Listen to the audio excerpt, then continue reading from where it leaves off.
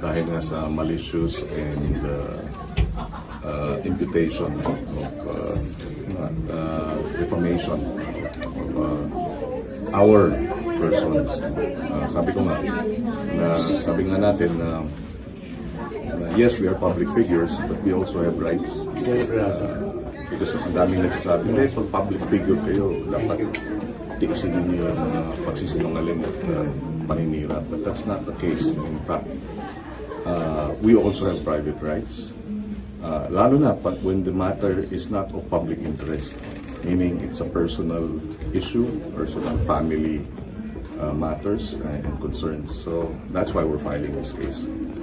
Like you said na, because we're public figures, we're very understanding of the fact na, we're open to public scrutiny, criticism. That's really okay because it's kakambal ng trabaho namin. Siya bilang politiko, ako bilang artista. But it gets to a point kasi na, it affects your children, your family. I've lost sleep over it. Kasing feeling ko kahit hindi totoo, parang, syempre meron kahit 5 na maniniwala doon.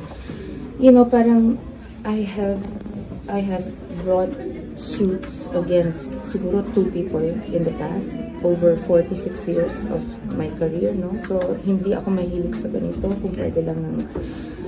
Kaya lang parang after so often na tinitira ka, baseless, or yung opinion okay lang yun eh, pero pag medyo, alam mo, there's a line, you don't hit beyond the belt, below the belt rather. You don't hit beyond what is acceptable. So, pati mga anak namin, marriage namin, lahat na, parang ang sama-sama namin, parang ang sama kong ina, ang sama kong tao, when buong buhay ko parang has been dedicated to really trying to raise the best kind of human beings na sa mga anak namin.